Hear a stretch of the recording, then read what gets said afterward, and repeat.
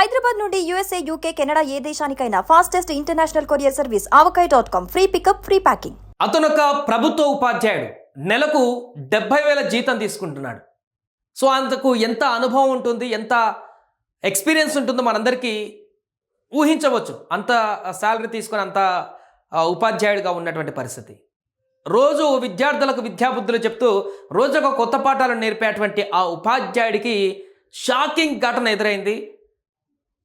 పాఠశాలల్లో ఉపాధ్యాయుల పనితీరు, పాఠశాలల యొక్క పరిస్థితులకు సంబంధించి అక్కడ పర్యవేక్షించడానికి అనూహ్యంగా వచ్చినటువంటి అధికారులకు విస్తుపోయేటువంటి సంఘటన ఎదురుపడింది. ఎందుకంటే ఆ ఉపాధ్యాయుడికి కనీసం 11 అనేటువంటి స్పెల్లింగ్ కూడా అతనికి రాలేకపోయింది. ఈ వార్త ఇప్పుడు సోషల్ మీడియాలో తెగ వైరల్ అయిపోయింది. ఎందుకంటే ఆయన సాదాసీదా వ్యక్తి అయితే ఎవరు పట్టించుకోపోయే వాళ్ళు. పిల్లలకి విద్యాబుద్ధులు నేర్పుతూ వాళ్ళని షైన్ చేస్తూ వారికి అనేక కొత్త విషయాలను చెప్పేటువంటి హోదాలో ఉన్నటువంటి ఆ ఉపాధ్యాయుడు, ప్రభుత్వ ఉపాధ్యాయుడు, 70,000 జీతగాడు కనీసం 11 స్పెల్లింగ్ని బోర్డు మీద రాయలేక తప్పులు రాసినటువంటి ఘటన సంచలనంగా మారింది. సో ఒకసారి ఆ వీడియో చూద్దాం. వీడియో తర్వాత దీని పూర్తి వివరాల్లోకి వెళ్ళేటువంటి ప్రయత్నం చేద్దాం.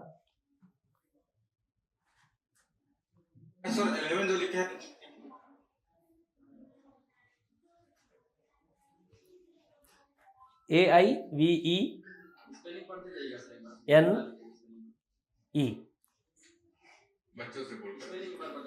చూడండి, AIVENE.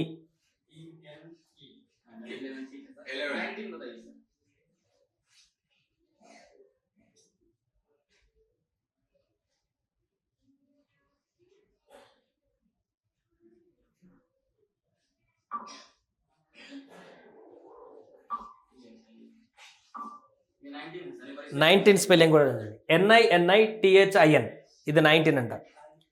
సో ఇది ఈ యొక్క ఉపాధ్యాయుని యొక్క పనితీరు. ఈ కారణంగానే ఇప్పుడు ఈ వార్త వైరల్ అయింది. సో ఇది ఎక్కడ జరిగిందనే విషయాన్ని కూడా పూర్తిగా మనం మాట్లాడుకుంటే, ఛత్తీస్గఢ్లోని బలరాంపూర్ జిల్లాలో ఒక ప్రభుత్వ పాఠశాలలో జరిగినటువంటి ఆశ్చర్యకరమైనటువంటి ఘటన ఇది. తీవ్ర చర్చనీయాంశంగా మారింది. ఇప్పుడు దేశవ్యాప్తంగా కూడా వైరల్ అయిపోతుంది. ఏంటి విద్యా వ్యవస్థ అని. 70,000 జీతం తీసుకుంటున్నాడు ఆ ఉపాధ్యాయుడు. అధికారులు తనిఖీ సందర్భంగా 11 అనే ఇంగ్లీష్ అంటే ఆంగ్ల పదం యొక్క స్పెల్లింగ్ని సరిగ్గా రాయలేకపోయాడు.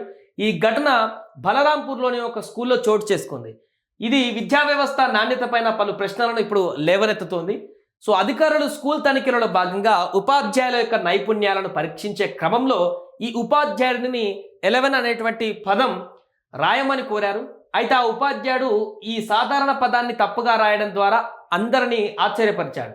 ఈ విషయం సామాజిక మాధ్యమాలలో తెగ వైరల్గా మారింది. ఈ ఘటన స్థానిక విద్యాశాఖ అధికారులు స్పందిస్తూ ఈ విషయంపైన విచారణ జరుపుతామని మరియు తగిన చర్యలు తీసుకుంటామని తెలిపారు. విద్యార్థులకు నాణ్యమైన విద్యను అందించడానికి ఉపాధ్యాయులు నైపుణ్యాలను మెరుగుపరచడం అవసరమని నిపుణులు అభిప్రాయపడుతున్నారు. ఈ ఘటన విద్యా వ్యవస్థలో సంస్కరణల అవసరాన్ని మరొకసారి గుర్తు చేసింది. ఉపాధ్యాయుల నియామక ప్రక్రియలో మరింత కఠినమైనటువంటి పరీక్షలు మరియు శిక్షణ కార్యక్రమాలను అమలు చేయాలని పలువురు ఇప్పుడు డిమాండ్ చేస్తున్నారు.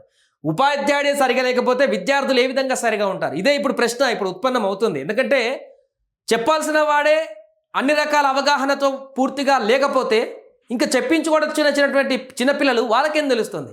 అందుకే ఒక ఉపాధ్యాయుడు మనకు దేవుడి తర్వాత గురువు, ఇంకా దేవుడి కంటే ఎక్కువ గురువే మనం ప్రధానంగా భావిస్తాం. ఎందుకంటే ఒక చిన్న పిల్లగాడికి, పుట్టినటువంటి పిల్లగాడికి నడుచుకుంటూ రోడ్డు మీదకి ఇంట్లో నుంచి బయటకు వెళ్ళినటువంటి పిల్లాడికి ఒకటి జీవితం మొత్తం చనిపోయే వరకు వాళ్ళ లైఫ్ స్టైల్ ఏంటి, అసలు సమాజంలో ఎలా మెదగాలి, ఏం నేర్చుకోవాలి, సమాజానికి ఏమి ఇవ్వాలి, చదవంటే ఏంటి, బ్రతకంటే ఏంటిది, చావంటే ఏంటిది, మొత్తం కూడా నేర్పేది ఒక గురువు మాత్రమే.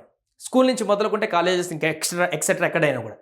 అలాంటి దేవాలయాన్ని విద్యాలయంగా చెప్తుంటాం మనం. అక్కడ ఉండేటువంటి గురువులనే దేవులుగా మాట్లాడుకుంటాం మనం. అలాంటి గురువు, సరైనటువంటి గురువు లేకపోతే పరిస్థితి ఏంటి? ఆ విద్యార్థులు సరైనటువంటి విద్యార్థులుగా మారరు. వారు కూడా పూర్తిగా అసంపూర్ణంగా విద్యార్థులుగానే మారిపోతారు. ఇప్పుడు అదే పరిస్థితి. అందరూ డిగ్రీలు చేసి నిరుద్యోగులుగా మిగులుతున్నా, మాకు ఉద్యోగాలు లేవని ఎందుకు అరుస్తున్నారంటే ఇక్కడ కూడా లోపం ఉంది. ప్రభుత్వ వ్యవస్థలోనే లోపం కూడా కొంతవరకు ఉంది. అవకాశాలు లేక కొంతవరకు ఉంది.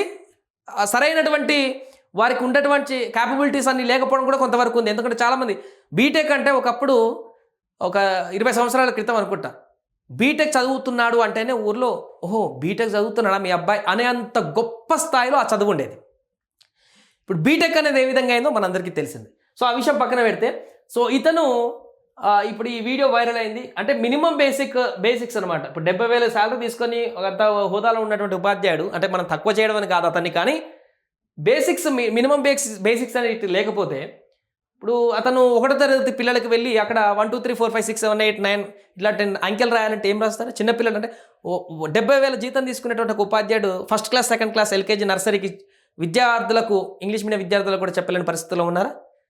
సరే 11 ఇంత ఫోకస్ చేస్తున్నారుగా, 11 ఒక్కటి రాయలేకపోయాడు తెలుగు టీచర్ కావచ్చు, దానికి ఇంత రాద్ధాంతం ఎందుకని మీరు అనుకోవచ్చు. ఇక్కడ 11 ఒక్కటి సమస్య కాదు, అతని ప్రతిభ అనేది ఇక్కడ సమస్య. 11తో పాటు అక్కడ 99 రాయమంటే కూడా ఏం రాశాడో మనం చూసాం. ఇప్పుడు మిగతా అన్ని పదాలు కూడా అంతే. ఒక విషయంతో ఎప్పుడు కూడా ఒక విషయాన్ని పోర్ట్రేట్, ఒకే విషయాన్ని వేలెత్తే ఎప్పుడు చూడరు. అతని యొక్క పరిణితి ఏ రకంగా ఉంది, ఎంతవరకు నాలెడ్జ్ ఉంది, ఏం చెప్తున్నారు అనేది ఇప్పుడు వైరల్ అయింది. కాబట్టి 99 రాయమంటే NINI THIN అని రాసినటువంటి పరిస్థితి.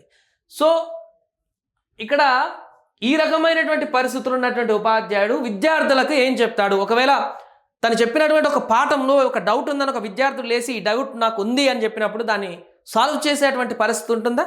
అదంతే అని చెప్పేసి అంటారు చాలామంది. కొంతమంది ఈ రకంగా స్కిప్ చేయొచ్చు.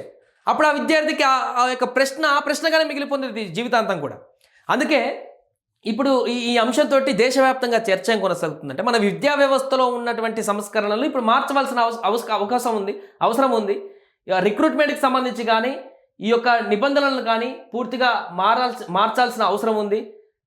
మరింతగా ఎవరైతే ఉపాధ్యాయులకు అర్హులైనటువంటి వారు ఉంటారో, ఎందుకంటే చాలామంది మనం నిత్యం చూస్తుంటాం హైదరాబాద్లో స్టడీ సర్కిళ్లలో, అటువైపు చూస్తే నిరుద్యోగులు ఎంతమంది రోజు పుస్తక పఠనం చేస్తూ చాలామంది హైపర్ యాక్టివ్ నాలెడ్జ్ పర్సన్స్ ఉంటారు. కానీ అందులో అందరికి ఉద్యోగాలు రావు, ప్రభుత్వ ఉద్యోగాలు.